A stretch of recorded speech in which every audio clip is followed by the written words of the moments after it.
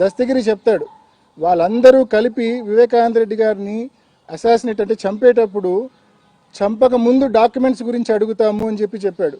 ఆ డాక్యుమెంట్స్ ఎక్కడున్నాయో ఆయన కనుక్కోవడం కోసం ఆయన తీవ్రంగా కొట్టామని కూడా చెప్తాడు. ఆ డాక్యుమెంట్స్ ఆయన ఎక్కడున్నాయో చెప్పిన తర్వాత వాటిని తీసుకున్న తర్వాత 2-3 సార్లు అవి కరెక్ట్గా వాళ్ళు అనుకున్నవే అని కన్ఫర్మ్ చేసుకున్నాకనే ఆయన చంపామని కూడా దస్తగిరి చెప్తున్నాడు. మరి చంపిన తర్వాత హత్య ఉదంతం అయిపోయిన తర్వాత బయటికి వెళ్ళేటప్పుడు కూడా ఆ డాక్యుమెంట్స్ను వెరిఫై చేసుకొని 2 సార్లు 3 సార్లు వెరిఫై చేసుకొని బయటికి వెళ్ళామని చెప్పి కూడా దస్తగిరి అతని వాంగ్మూలంలో చాలా స్పష్టంగా చెప్పాడు. మరి ఇంత క్లియర్గా దస్తగిరి చెప్పిన తర్వాత ఆయన మీకు అత్యంత ఆప్తుడు కదా దస్తగిరి గారు. ఆయన బెయిల్ మేము ఆయన బెయిల్ క్యాన్సిల్ చేయమని కోర్టులో వేసినా కూడా మీరు ఆయనకు మద్దతుగా నిలబడతారు. ఆయనకు మద్దతుగా ఏకంగా లూత్రా లాంటి అడ్వకేట్ను పెట్టి మీరు మాపై పోరాడతారు. ఆయన దస్తగిరి గారి బెయిల్ రద్దు చేయమంటే దస్తగిరి గారికి యాంటిసిపేటరీ బెయిల్ ఇస్తే మీరు అడ్డుకోలేదు. చీటికి మాటికి ప్రతి అంశాన్ని అడ్డుకునే మీరు దస్తగిరి తానే మీ నాన్నను చంపానని చెప్తున్న దస్తగిరి గారికి యాంటిసిపేటరీ బెయిల్ వస్తూ ఉంటే మీరు కనీసం అడ్డుకునే ప్రయత్నం, అబ్జెక్ట్ చేసే ప్రయత్నం కూడా చేయని విషయం కూడా ప్రజలందరూ గమనించారనే విషయం కూడా మనవి చేస్తూ ఉన్నా. మరి ఆ దస్తగిరి చెప్పినట్టుగా అంత కీలకమైన డాక్యుమెంట్స్ ఏవి అని అడగాల్సిన బాధ్యత మీ మీద ఉందా లేదా? ఎందుకు ఆ విషయంలో మీకు ఎందుకు నోరు రావడం లేదు? ఎందుకు అడగడం లేదు మీరు సిబిఐ అని చెప్పి నేను ప్రశ్నిస్తా ఉన్నా. ఎందుకు మీరు కోర్టును అడగడం లేదు అని చెప్పి నేను ప్రశ్నిస్తా ఉన్నా. మరి ఇన్ని కీలకమైన విషయాలు మీ తల్లి గారేమో సెలవిచ్చి పంపిస్తారు అటెండర్కు, మీ భర్త గారు కూడా సెలవిచ్చి పంపిస్తారు అటెండర్కు. ఆ విషయం మీరు అడగరు. కీలకమైన డాక్యుమెంట్స్ అంటే ఏదైతే డాక్యుమెంట్స్ దోపిడీ ఆ రోజు రాత్రి హత్య జరిగేటప్పుడు జరిగిందో వాటి గురించి మీరు ప్రస్తావించరు. ఇర్రిలవెంట్ ఇష్యూస్ అన్నీ కూడా మాట్లాడి హైలీ రిలవెంట్ ఇష్యూస్ను పూర్తిగా డంప్ చేసే అంటే పూర్తిగా పక్కదారి పట్టించే కార్యక్రమం ఇన్నాళ్ళు మీరు చేశారనేది వాస్తవం అనే విషయం మీ అందరికీ మనవి చేస్తూ ఉన్నా. మరీ ముఖ్యంగా ఈ కేసులో పిఏ కృష్ణారెడ్డి అనే వ్యక్తి ఫస్ట్ క్రైమ్ సీన్కు పోయి ఆ లెటర్ చూసిన వ్యక్తి, డెడ్ బాడీని చూసిన వ్యక్తి, లెటర్ చూసిన వెంటనే సునీత గారికి, అదేవిధంగా రాజశేఖర్కు, శివప్రకాష్ రెడ్డి అంటే వివేకం పెదనాన్న బామర్ది శివప్రకాష్ రెడ్డి అంటే నర్రెడ్డి రాజశేఖర్కు ఓన్ బ్రదర్, సునీతకు కూడా బావ అవుతాడు. సో శివప్రకాష్ రెడ్డికి వీళ్ళందరికీ ఆ లెటర్ గురించి మీరు స్పష్టంగా తెలియజేస్తారు. చనిపోయిన విషయం చెప్తున్నారు, లెటర్ గురించిన విషయం మీరు స్పష్టంగా మీకు అందరికీ తెలియజేసినాడు. ఆ లెటర్లోని అంశాలు కూడా మీకు చదివి వినిపించినాడు. ఎందుకు పోలీసులకు ఆ లెటర్ ఉన్న విషయం ఎందుకు చెప్పలేదు? మీకు ఆ లెటర్ ద్వారా అది హత్య అని వెంటనే తెలుసు కదా, ఎందుకు మీరు సత్వరమే పోలీసులకు ఫోన్ చేసి ఇట్లా ఇన్సిడెంట్ జరిగింది అక్కడ లెటర్ ఉందని చెప్పి ఎందుకు మీరు చెప్పలేదు? పైపెచ్చు ఎవరికీ లేని ఒక ఫెసిలిటీ సిబిఐ మా సునీతకి ఇచ్చింది. 2 ఉదాహరణలు మీ ముందు ఉంచుతా, 2 ఉదాహరణలు. ఒకటి 28 జూలై, ఆ స్టేట్మెంట్ కూడా మీకు ఇస్తాను. 28 జూలై 2020 రోజు సిబిఐ వాళ్ళు సునీతక్క దగ్గర వాంగ్మూలం తీసుకున్నప్పుడు ఆ రోజు లెటర్ గురించి అడుగుతారు. లెటర్ అనేది చాలా క్రూషియల్ ఎవిడెన్స్ కదా, అంటే టైమ్లీగా ఆ లెటర్ ఉన్న విషయం తెలిసింటే కన్నా సమయానికి అదే టైంలో తెలిసింటే ఇది 100% హత్య అని అందరికీ అర్థమయ్యేది కదా. అంత ఇంపార్టెంట్ లెటర్ను ఎందుకు దాచిపెట్టమన్నారు, ఎందుకు కన్సీల్ చేయమన్నారు అని చెప్పి సిబిఐ అడిగితే ఆమె చెప్పే ఆన్సరు, మాకు లెటర్ ఉన్న విషయము కృష్ణారెడ్డి గారు వాట్సాప్ పెట్టాడు, లెటర్ చూసాము, లెటర్లోని అంశాలు మేము చదివాము, నాన్నకు సంబంధించిన డెడ్ బాడీ ఫొటోస్ అన్ని కూడా మేము చూసామని చెప్పి ఒప్పుకుంటుంది. ఒప్పుకొని ఎందుకు బయట పెట్టలేదనే విషయానికి ఒక పెద్ద థియరీనే చెప్తుంది. ఊరంతా గొడవలు అవుతాయని, ఇంకొకటని రకరకాలైన కారణాలు కూడా చెప్పింది. 28 జూలై 2020 నాడు సరిగ్గా నెల రోజులకు 27 ఆగస్ట్ 2020 రోజు మళ్ళా సిబిఐ ముందుకు వచ్చి మళ్ళా స్టేట్మెంట్ ఇస్తుంది. ఆ రోజు ఏమని స్టేట్మెంట్ ఇస్తుందంటే, లెటర్ గురించి నేను లాస్ట్ టైం నెల క్రితం చెప్పింది అంతా తూచు, నాకేమీ గుర్తులేదు, లెటర్ గురించి నేను చూడలేదు, నాకేమీ గుర్తులేదు, ఎప్పుడో సాయంకాలం రాహుల్ దేవ్ శర్మ ఎస్పీ గారి చేతిలో నేను లెటర్ చూడడమే తప్ప అంతకు మించి నాకు లెటర్ గురించి ఏమీ తెలియదని చెప్పి నిర్మోహమాటంగా అబద్ధం చెప్తుంది. అంటే నిజంగా సిబిఐ ఈ మాదిరి ఒక వాంగ్మూలం ఇచ్చిన తర్వాత దాన్ని కవరప్ చేసుకోవడానికి మరో వాంగ్మూలం తీసుకునే కార్యక్రమం చేయడము ఎంతవరకు కరెక్ట్? ఇది విచారణ చేసే పద్ధతి ఇది కరెక్టేనా అని చెప్పి కూడా నేను ప్రశ్నిస్తూ ఉన్నా. రెండో ముఖ్యమైన ఉదాహరణ ఏంటంటే, నా బెయిల్కి సంబంధించి వాదనలు జరిగేటప్పుడు హైకోర్టులో నేను సునీతక్క మాట్లాడిన ఒక వీడియోను హైకోర్టు ముందు ఉంచా. సునీతక్క మాట్లాడిన ఒక వీడియోను హైకోర్టు ముందు ఉంచినప్పుడు ఒక్క నిమిషం,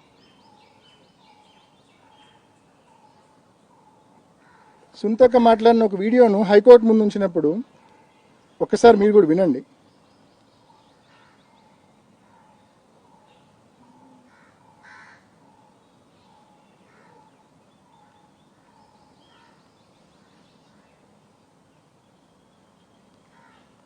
ఎందుకు వాయిస్ రావట్లేదు? He's working very, very hard. Last couple of months or years, he's been working extremely hard. ఏం పని చేస్తున్నారు? He's working. అవినాష్ ని ఎంపీ చేయడానికి ఏమేం చేయాలో ఆలోచిస్తున్నారు. He's working on that. జగనన్నని సీఎం చేయడానికి ఏమేం చేయాలో he's working on that. ఇది సరిగ్గా చనిపోయిన వివేకం పెదనాన్న చనిపోయిన 12 రోజులకు అంటే మార్చి 27, 2019లో ఈ ప్రెస్ మీట్ సునీతక్క పెట్టింది. చాలా స్పష్టంగా ఆమె మాట్లాడడం మీరు కూడా విన్నారు. లాస్ట్ కొన్ని నెలలుగా మా నాన్న అవినాష్ను ఎంపీ చేయడానికి, జగనన్నను సీఎం చేయడానికి కృషి చేస్తూ ఉన్నారు, తీవ్రంగా శ్రమిస్తూ ఉన్నారని చెప్పి స్పష్టంగా సునీతక్క మాట్లాడిన మాటలు ఇవి. నేను ఇదే వీడియోను హైకోర్టుకి ఇచ్చా నా బెయిల్ వాదనలు జరిగేటప్పుడు. ఎంపీ టికెట్ మోటివ్ అంటారు, ఒక పక్క సొంతం కూతురే ఈ మాదిరి మాట్లాడింది, నా కోసం ఆయన తీవ్రంగా కృషి చేస్తూ ఉన్నమాట వాస్తవము అని చెప్పి ఈ వీడియో పెట్టినప్పుడు నాకు బెయిల్ వచ్చిన తర్వాత మళ్ళా సిబిఐ సునీతక్కను పిలిచి ఈ స్టేట్మెంట్కు మళ్ళా కవరప్, ఇది మార్చ్ 27, 2019 ఇచ్చింది. మే 31, 2023 అంటే 3 ఏళ్ల తర్వాత ఈ స్టేట్మెంట్కు, ఈ ప్రెస్ మీట్ వీడియోకు కవరప్ మళ్ళా పిలిచి ఎందుకు మీరు అట్లా మాట్లాడినారు అని చెప్పి సిబిఐ అడగడము, సునీతక్క చెప్పడం, నాకు సజ్జల రామకృష్ణారెడ్డి గారు అట్లా చెప్పమంటే నేను చెప్పినా అని చెప్తుంది. అయితే ఎంత విచారణలో ఎన్ని లొసుగులు ఉన్నాయో ఒక్కసారి గమనించమని కోరుతా ఉన్నా. అంటే ఒక్కసారి వాంగ్మూలం ఇచ్చినాక ఈ మాదిరి కవరప్ చేసుకునే కార్యక్రమం, ఇంప్రొవైజ్ చేసుకునే కార్యక్రమం ఎక్కడైనా జరుగుతుందా? నేను మీ ముందు 2 ఉదాహరణలు ఉంచా, 2 కూడా ఆన్ పేపర్ డాక్యుమెంటెడ్ స్టేట్మెంట్స్ కూడా మీ అందరికీ అందజేస్తా. అదేవిధంగా పండింటి రాజశేఖర్, నీరుగట్టు ప్రసాద్, షమీం వీళ్ళందరి స్టేట్మెంట్స్ కూడా మీకు అందిస్తా. రెండోది, మీరు ఫర్దర్ విచారణ ఏ కోణంలో అడగాల? ఇందాక చెప్పినట్టు డాక్యుమెంట్స్ థెఫ్ట్ ఏది ఉందో ఆ డాక్యుమెంట్స్ ఏంటివి అనేది, ఆ డాక్యుమెంట్స్ రికవరీ కోసం ఆ డాక్యుమెంట్స్ ఏంటివి అని రౌండ్ ఇసీలు ఉన్నాయి డాక్యుమెంట్స్ మీద అనేవి వరకు దస్తగిరి చెప్తాడు. తర్వాత ఆ డాక్యుమెంట్స్ ఏంటివనేది దస్తగిరి కూడా చెప్పాడు. సో ఆ డాక్యుమెంట్స్ ఏంటివనేది విచారణ చేసి మాకు ఫర్దర్ ఎంక్వైరీ చేసి క్లారిటీ ఇవ్వమని అడగాల, మీరు అది అడగరు. అదేవిధంగా షమీం గారు వివేకం పెదనాన్నకు సంబంధించిన సెకండ్ వైఫ్ అనే విషయం అందరికీ తెలుసు, కేసులో కూడా ఇన్వెస్టిగేషన్లో కూడా ఎస్టాబ్లిష్ అయింది. ఆమెకు వివేకం పెదనాన్నకు ఒక కొడుకున్నారనే విషయం, షహన్ షా అనే ఒక కొడుకున్నారనే విషయం కూడా ఇన్వెస్టిగేషన్లో క్లియర్గా ఎస్టాబ్లిష్ అయింది, దాని మీద ఏం డిస్ప్యూట్ లేదు. మరి ఆ వారసుడికి కూడా భవిష్యత్తులో తప్పకుండా ఆయనకు సంబంధించిన ఆస్తి తప్పకుండా పోవాలి. మరి ఆ ఆస్తి పోవాలి కాబట్టి ఆ ఆస్తి పోకుండా ఉండడం కోసం ఇది మర్డర్ ఫర్ గెయిన్ అయిండొచ్చు. మరి ఈ మర్డర్ ఫర్ గెయిన్ కోణంలో ఎందుకు విచారణ చేయలేదని పొరపాటున కూడా మా సునీతక్క అడగదు, సిబిఐని కానీ కోర్టును కానీ ఎవరిని అడగదు. డాక్యుమెంట్స్ థెఫ్ట్ గురించి అడగదు, మర్డర్ ఫర్ గెయిన్ గురించి అడగదు. కేవలం ఇర్రిలవెంట్ ఇష్యూస్ మాత్రమే సిబిఐ ముందు లేకుంటే కోర్టు ముందు అడగడం ఆనవాయితీగా మనం చూస్తూ ఉన్నాం. ఇవన్నీ ఎందుకు అడగదనేది నిజంగా ఒక $1 మిలియన్ క్వశ్చన్. ఈ లెటరు నిజంగా లెటర్ దాచిపెట్టడం అనేది సీన్ ఆఫ్ క్రైమ్లో దొరికిన valuable piece of evidence. Letter దాచిపెట్టడం అనేది it accounts to screening of evidence. It is a crime. ముద్దాయిలు కావాలి వీళ్ళు, మరి ముద్దాయిలు కాకుండా ఎలా పోయినారనేది వీళ్ళకే తెలియాలి. మరి ఇవన్నీ కూడా నేను మీ ముందుంచిన ఉదాహరణలు. అండ్ మరీ ముఖ్యంగా ఒక పర్టికులర్ ఆస్పెక్ట్, 2021లో ఒక పెద్ద మనిషి మన మన మన తెలుగు మన ఆంధ్ర రాష్ట్రానికి సంబంధించిన ఒక పెద్ద మనిషి మరి ఢిల్లీలో ఒక కీలకమైన పోస్టులో ఉండడము, ఆ పెద్ద మనిషి ఆశీస్సులతో అప్పటి సిబిఐ డైరెక్టర్ గారు నియామకం కావడము, ఆయనను మరి సునీతక్క అనేక సార్లు రెఫరెన్స్తో కలవడము, చంద్రబాబు నాయుడు గారు సునీతక్క కలిసి ఒక టార్గెటెడ్ ఇన్వెస్టిగేషన్ దిశగా ఈ కేసును తీసుకెళ్లడము, వారికి నచ్చిన వారిని మాత్రమే సిబిఐ పిలిచి విచారణ చేసింది. ఏ లెవెల్ అంటే నేను గతంలో కూడా ఎలక్షన్స్ ముందు పెట్టిన ప్రెస్ మీట్లో కూడా 2024 ఏప్రిల్ మాసంలో పెట్టిన ప్రెస్ మీట్ కూడా అదే నా చివరి ప్రెస్ మీటు. అప్పుడు కూడా ఒక విషయం స్పష్టంగా చెప్పాను. నేను హిమకుంట్ల నన్ను విచారణకు సిబిఐ పిలిచినప్పుడు నన్ను దాదాపు 12 సార్లు విచారణకు పిలిచింది సిబిఐ. మూడోసారి పిలిచినప్పుడు నేను చెప్పా, ఒక హిమకుంట్ల గ్రామానికి సంబంధించిన ఒక వ్యక్తి ఆ రోజు మేము సీన్ ఆఫ్ క్రైమ్లో ఇంట్లో ఉన్నప్పుడు నేను పెదనాన్న డెడ్ బాడీ చూసి బయటకు వచ్చేసిన. బయటకు వచ్చి గేట్ దగ్గర ఉన్నప్పుడు ఒక వ్యక్తి దాదాపు అతనితో పాటు ఇంకొక 20-25 మంది మనుషులు ఉన్నారు అక్కడ, హిమకుంట్ల గ్రామానికి సంబంధించిన వ్యక్తి. ఆ వ్యక్తి గేటును అంటే పోలీసులకు ఫోన్ చేసినామన్నా వచ్చే వరకు కొంచెం సేపు ఆగండి అని చెప్పినాం. అప్పటికి ఇంకా మా నాన్న కూడా రాలేదు సీన్ ఆఫ్ క్రైమ్కు. మా నాన్న కూడా 7:10 ఆ ప్రాంతంలో వచ్చారు. పోలీసులకు సిఐ గారికి నేనే ఇన్ఫార్మ్ చేసినాను, కొంచెం సేపు ఆగుదాము అని చెప్తే అక్కడ ఉన్న వాళ్ళు కొంచెం వివేకం ప్రధానం చనిపోయినారు, మా సార్ చనిపోతే చూడనీరా అని కొంచెం బాధపడి గట్టిగా అరిస్తే గేటును కాలుతో తంతే నేను వదిలిపెట్టేసినాం, లోపలికి అందరూ పోయి చూడండి అని చెప్పి. ఆ రోజు నేను ఆ విషయాన్ని సిబిఐకి చెప్పినాక మళ్ళా అది నేను ఆ వ్యక్తి అతనా కాదా అని చెప్పి వెరిఫై చేసుకోవడం కోసం కనుక్కుంటే ఆ వ్యక్తి ఎన్నో ఇంట్రెస్టింగ్ ఇష్యూస్ చెప్పినాడు. ఆ వ్యక్తి దగ్గరికి 2020లో సునీతక్క ఆమె భర్త రాజశేఖర్ గారు వెళ్ళారంట. వెళ్ళి నువ్వు సీన్ ఆఫ్ క్రైమ్కు ఫస్ట్ పోయినోళ్ళల్లో నువ్వు కూడా ఒకడివి, నిన్ను సిబిఐ వాళ్ళు పిలుస్తారు, అక్కడ జరిగింది అడుగుతారు, వాళ్ళు అడిగిన విషయం నువ్వు చెప్పాలంటే తప్పకుండా చెప్తా, అక్కడ జరిగింది వాళ్ళు అడిగింది తప్పకుండా నాకు తెలిసినంత వరకు నేను చెప్తానమ్మా అన్నాడంట. అట్లా కాదు, వాళ్ళు అడిగినప్పుడు అవినాష్ రెడ్డి నీతో గుండెపోటు అని చెప్పినాడని చెప్పి నువ్వు చెప్పాలా అని చెప్పినారంట. ఎవరు భార్యాభర్తలు ఇద్దరు ఆయనకు.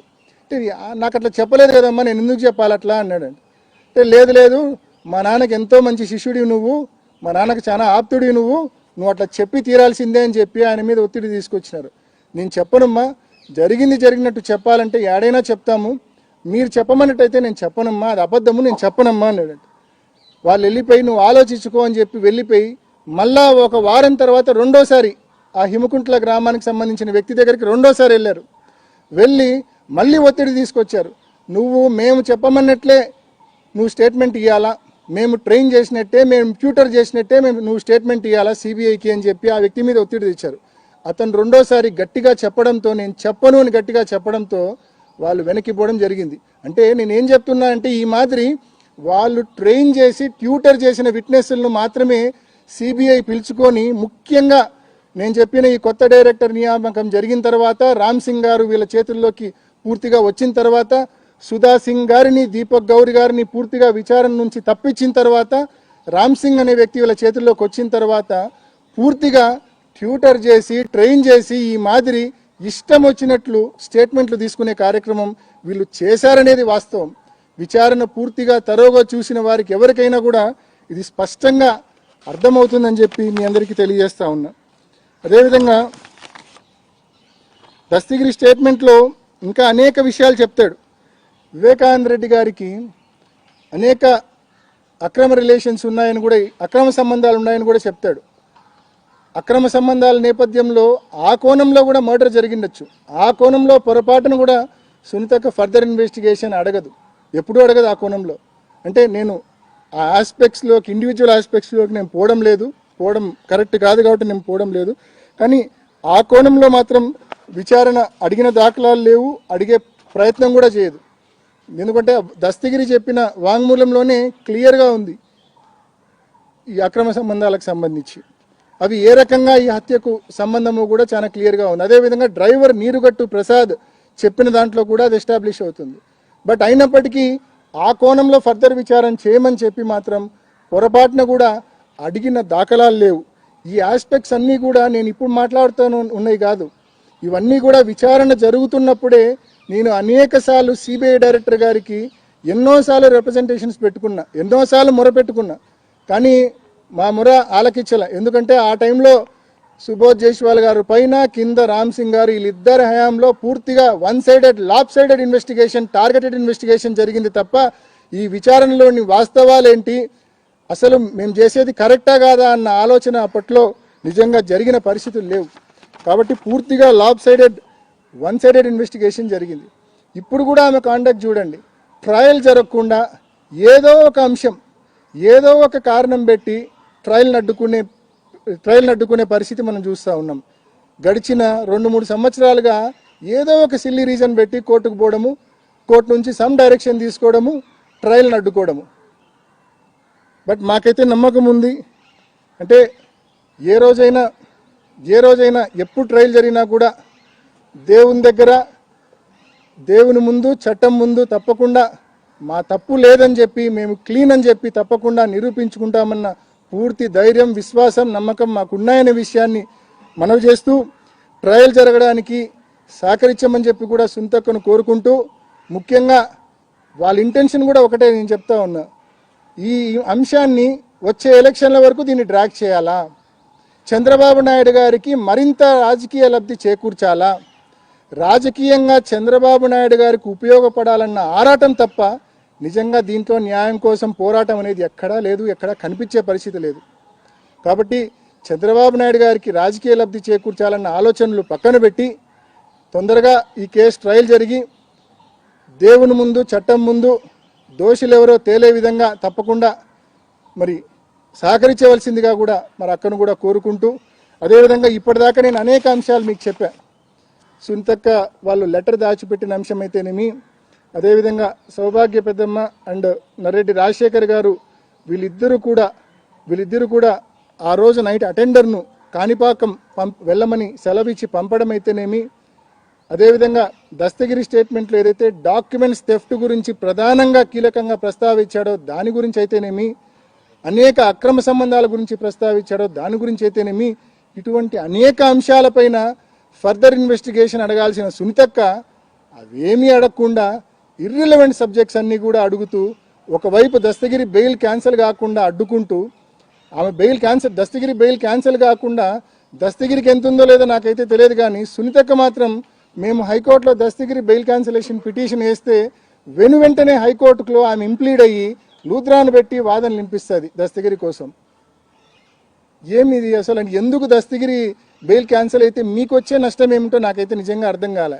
కామన్ మ్యాన్ కూడా ఆలోచించమని కోరుతా ఉన్నా. ఈ కేసు విషయంలో మేము గడిచిన 3-4 సంవత్సరాలుగా ఎంతోమంది మమ్మల్ని దూషించినారు, వాస్తవాలు తెలియకుండా ఎంతోమంది మమ్మల్ని దూషించినారు.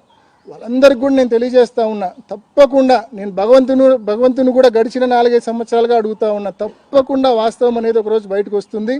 Justice and truth will definitely prevail.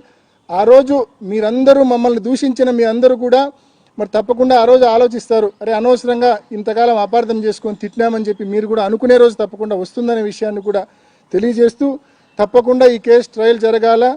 అదేవిధంగా ఈ కేసు ట్రయల్ జరగడంతో పాటు ఈ కేసు ఇకపై ప్రొలాంగ్ కాకుండా, అంటే చంద్రబాబు నాయుడు గారికి లబ్ధి చేకూర్చడానికి ఈ కేసు ఫర్దర్ ప్రొలాంగ్ కాకుండా త్వరగా ఈ కేసు ట్రయల్ జరిగే దిశగా మరి చర్యలు తీసుకోవాల్సిందిగా న్యాయస్థానాలను, సిబిఐని, మరీ ముఖ్యంగా ఈ కేసు ప్రొలాంగ్ కావడానికి కీలక కారణమైన మా సునీతక్కను మనవి చేస్తూ ముగిస్తున్నా. ఏమైనా క్వశ్చన్స్ ఉంటే అడగచ్చమ్మా. మీ అందరికీ స్టేట్మెంట్స్ ఇస్తాను. ఇందాక నేను చెప్పిన పండింటి రాజశేఖర్ గారిది కానీ, లేకుంటే నీరుగట్టు ప్రసాద్ది కానీ, లేకుంటే మా సునీతక్క చేంజ్ ఆఫ్ స్టాండ్స్కి సంబంధించిన స్టేట్మెంట్స్ కానీ అందరికి కూడా I will serve copies. Any questions from your side please.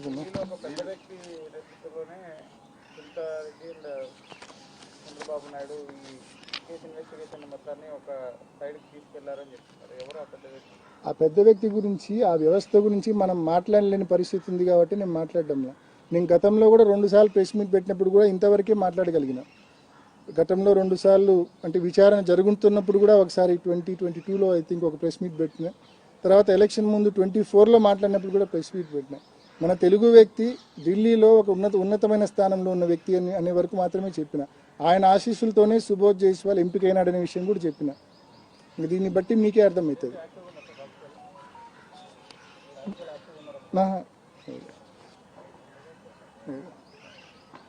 Next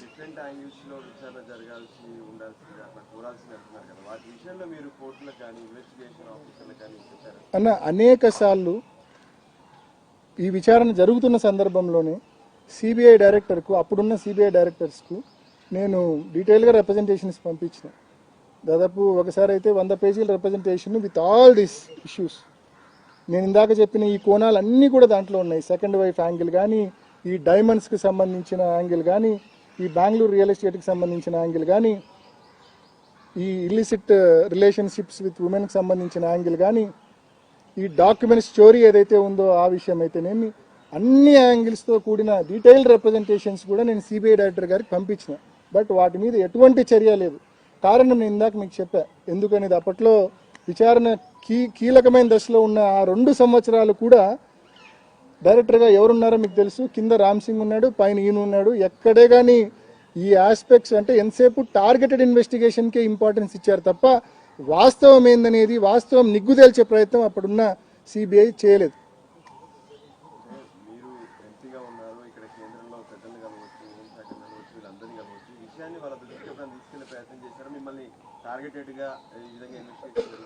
కేంద్ర హోంశాఖ అంటే హోంమంత్రి గారికి, ప్రధానమంత్రి గారికి ఈమెయిల్స్ పెట్టానన్న. ఈమెయిల్స్ పంపించాను. ఎప్పుడు కలిసి అయితే నేను రిప్రజెంటేషన్స్ ఇవ్వలేదు, కానీ ఈమెయిల్స్ అయితే వాళ్ళకు నెంబర్ ఆఫ్ టైమ్స్ హోంమంత్రి గారికి పెట్టాను, ప్రైమ్ మినిస్టర్ గారికి పెట్టాను. సిబిఐ డైరెక్టర్ గారికి కూడా ఈమెయిల్స్లోనే పెట్టింది. అండ్ రిజిస్టర్ పోస్టులు కూడా చేశాను. ఈమెయిల్స్ అండ్ రిజిస్టర్ పోస్టులు చేశాను. సిబిఐ డైరెక్టర్కి చేశా, హోంమంత్రికి చేశా, ప్రధానమంత్రి గారికి కూడా చేశాను. ఆ టైంలో కేసు కీలకమైన దశలో ఉన్నప్పుడే చేశాను. అంటే మీరు మొన్న ఎన్నికల్లో కావచ్చు, అంత ముందు కావచ్చు, ఈ కేసును చంద్రబాబు నాయుడు గారు రాజకీయంగా ఎన్నికల క్యాంపెయిన్లో ఏ రకంగా ఈ కేసును వాడుకున్నాడో మీరు చూసినారు. అంటే కేవలం సిబిఐ ఒక లాప్ సైడెడ్ ఇన్వెస్టిగేషన్, ఒక టార్గెటెడ్ ఇన్వెస్టిగేషన్ చేసింది కాబట్టే చంద్రబాబు నాయుడు గారు దాన్ని రాజకీయంగా వాడుకోగలుగుతా ఉన్నాడు. ఇప్పటికి కూడా వాళ్ళు ఏంటి, వచ్చే ఎన్నికల వరకు కూడా దీన్ని రాజకీయంగా వాడుకోవాలన్న ఇంటెన్షన్ చంద్రబాబు నాయుడు గారికి ఉంది. సునీతక్క దానికి మద్దతు ఇస్తూ ఉంది. టైమ్ అండ్ అగైన్ ఈ కేసు ట్రయల్ జరగకుండా ఏదో ఒక పిటిషన్ కింద కోర్టులోనో, హైకోర్టులోనో, సుప్రీంకోర్టులోనో ఏదో ఒక పిటిషన్ వేస్తుంది. పిటిషన్ వేసి ఆ పిటిషన్ డిస్పోజ్ కావడానికి కొన్ని నెలల వ్యవధి పడుతుంది. దానివల్ల ట్రయల్ డిలే అవుతుంది. మొన్న సుప్రీంకోర్టులో 207 స్టేజ్ ఏదైతే డాక్యుమెంట్స్ ఫర్నిషింగ్ స్టేజ్ అంటే 13 లక్షల ఫైళ్లు ఉన్నాయని చెప్పి సిబిఐ ఏదైతే చెప్పిందో, ఈ 13 లక్షల ఫైల్స్కి సంబంధించిన వెరిఫికేషన్ అంటే కొన్ని డాక్యుమెంట్స్ ఓపెన్ కాల. అవి ఓపెన్ కాకపోతే, అందులో ఏముందో తెలియకపోతే మాకు ఫెయిర్ ట్రయల్ ఎలా జరుగుతుంది? జరగదు కదా. కాబట్టి ఆ డాక్యుమెంట్స్ కొన్ని ఓపెన్ కానిటువంటి కోర్టుకి ఇచ్చాం. సో 207 స్టేజ్ను 4 వారాల లోపల కంప్లై చేయమని చెప్పింది. సో ఒక్కసారి 207 స్టేజ్ కంప్లై అయితే తర్వాత స్టేజ్ ఏంటి, ట్రయల్ బిగిన్ కావడమే. So that is it.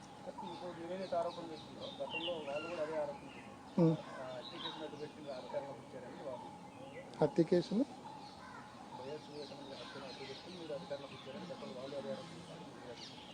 ఆ రోజు పవర్లో ఉన్నది వాళ్ళే కదా.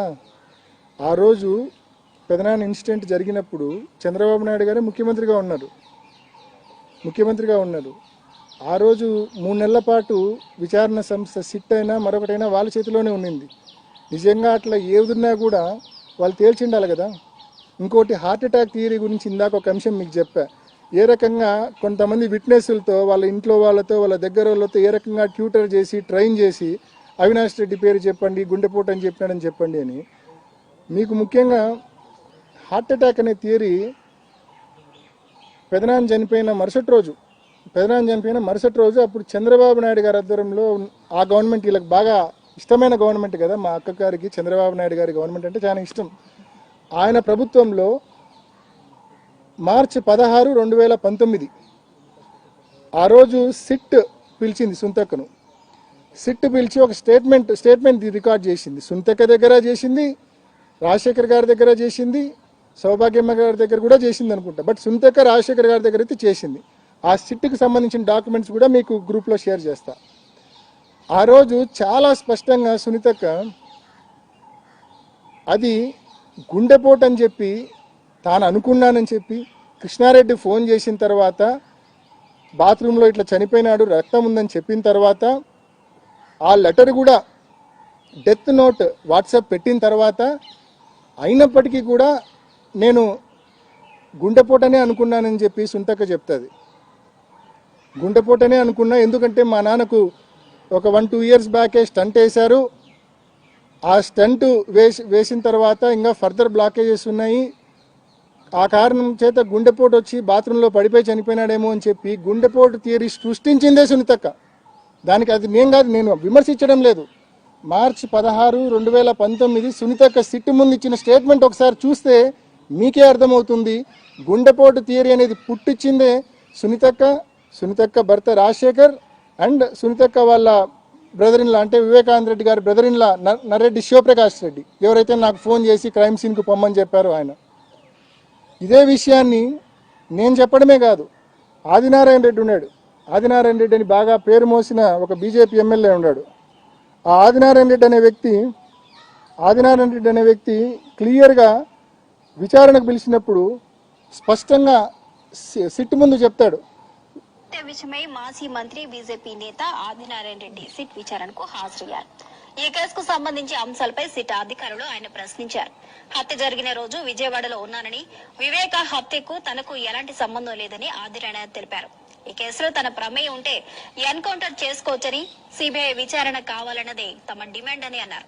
ఈ కేసుకు సంబంధించి గత వారం సిట్ అధికారులు టీడీపీ ఎమ్మెల్సీ బీటెక్ రవి, మాజీ మంత్రి ఆదినారాయణ రెడ్డి డ్రైవర్ దస్తగిరి ప్రకాశ్లను ప్రశ్నించారు. ఇద్దరు నుంచి వివరాలు సేకరించారు. వివేకానంద రెడ్డి మార్చి 15 నాడు ఉదయాన్నే నేను విజయవాడలో ఉన్నప్పుడు టీవీ వివేకానంద రెడ్డి గారు గుండెపోటు వలన చనిపోయినాడనే వార్త మేము విజయవాడలో ఉన్నప్పుడు జరిగినది. ఆ రోజు నేను నాతో పాటు శేఖర్ రెడ్డి అని మా కజిన్ ఒక ఆయన కాంట్రాక్టరు, శివప్రకాష్ రెడ్డి వివేకానంద రెడ్డి గారి యొక్క సొంత బావమరిది ఫోన్లో దొరికినప్పుడు నేను చెప్పిన మాట సారీ చెప్పినా బాధాకరంగా. ఎందుకన్నా ఇట్లా జరిగిందంటే ఆయన ఎక్కువ సిగరెట్లు తాగేవాడని స్టంట్ వేసినారని కాంపింగ్ వల్ల జరిగిందనే విషయం చెప్పిన తర్వాత వాళ్ళ కొడుకు కూడా నాతో మాట్లాడితే అదే విషయం చెప్పినాడు. క్లియర్గా చెప్తా ఉన్నాడు ఆదినారాయణ రెడ్డి. శివప్రకాష్ రెడ్డి కొడుకు వీళ్ళిద్దరూ ఫోన్లు చేసి ఆదినారాయణ రెడ్డికి ఆయనకు స్టంట్ వేసినారని, గుండెపోటు వచ్చిందని, రక్తపవాంతులై చనిపోయినాడని చెప్పి వాళ్ళు చెప్పి ఆ నిందను కన్వీనియంట్గా కొంతమంది విట్నెస్లను ట్యూటర్ చేసి ట్రైన్ చేసి సిబిఐ అనే సంస్థ తమ చేతిలో అప్పట్లో ఉండింది కదా అని చెప్పి ఇష్టం వచ్చినట్టు వాంగ్మూలాలు ఇప్పించి అనవసరంగా అన్యాయంగా మా మీద దోసే కార్యక్రమం చేసినారు. దీనికి ఎవిడెన్స్ ఆదినారాయణ రెడ్డి గారి వీడియోనే. దీనికి ఇంతకంటే పెద్ద ఎవిడెన్స్ మార్చి 16 సుంతక్ ఇచ్చిన వాంగ్మూలం, సిట్టు ముందు ఇచ్చిన వాంగ్మూలం. అది కూడా మీకు షేర్ చేస్తాను. అంటే తానంతకు తానే స్వయంగా ఒప్పుకుంది గుండెపోటు అని చెప్పి ఆమె అనుకుందని, ఆమె అందరికీ చెప్పానని. ఒకవైపు ఆదినారాయణ రెడ్డి చెప్తా ఉన్నాడు, వివేకానంద రెడ్డి గారి బామర్ది శివప్రకాష్ రెడ్డి ఆయన కొడుకు నాకు గుండెపోటు అని చెప్పి క్లియర్గా చెప్పినాడని చెప్పి. మరి ఈ కోణాల్లో అడగాలి కదా ఫర్దర్ ఇన్వెస్టిగేషన్. మా సునీతక్క నిజంగా చిత్తశుద్ధి ఉంటే, నిజంగా న్యాయం కోరుకునేదైతే కన్నా ఈ కోణంలో ఫర్దర్ ఇన్వెస్టిగేషన్ అడగాలి కదా. ఆదినారాయణ రెడ్డిని పిలవమనో, శివప్రకాష్ రెడ్డిని పిలవమనో, వాళ్ళ కొడుకుని పిలవమనో, లేకుంటే ఆమె ఇచ్చిన స్టేట్మెంటే మార్చి 16 ఇలా ఉందనో అడగాలి కదా. ఎందుకు అడగడంలే? అత్యంత కీలకమైన అంశాలు కేసులో ఇవి పక్కదారి పట్టించి వేరే వాటిని టార్గెట్ చేసే కార్యక్రమం చేస్తూ ఉంది. ఈ కేసులో ఎంతసేపు కూడా అంటే సునీతక్క పరిస్థితి ఏంటంటే, బయటపడ్డామనుకున్న ప్రతిసారి ఇంకా లోపలికి కూరుకుపోతున్నా అనే భావన ఆమెలో ఉంది. ఏదో తప్పు చేసినామన్న భావన ఉంది ఆమెలో.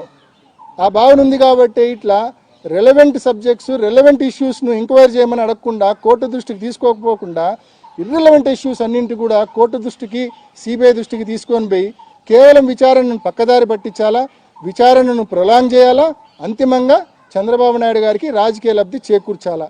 ఇది జరుగుతూ ఉన్న తతంగం.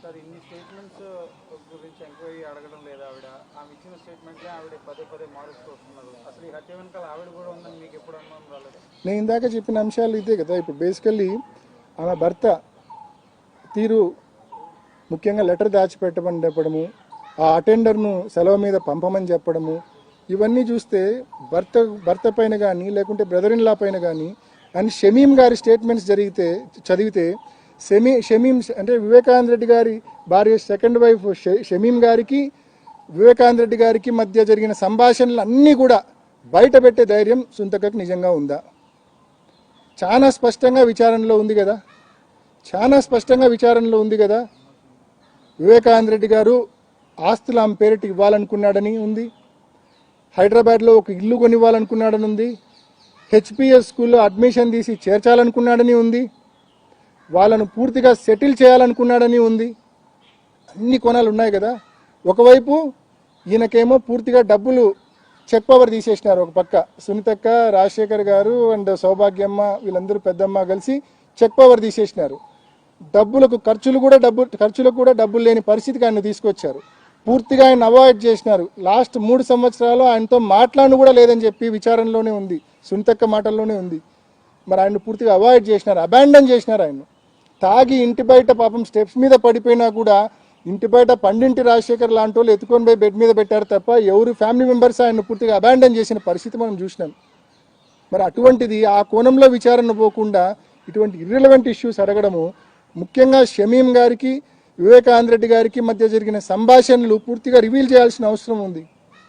వివేకానంద రెడ్డి గారు ఆమెకు ఎన్నో అష్యూరెన్సెస్ ఇచ్చాడు, అవి అమలు చేయకుండానే ఆయన ప్రాణాలు వదిలాడు. అంటే ఆయన హత్య కాబడ్డాడు. మరి ఎవరు చేసి ఉండొచ్చు ఈ హత్య?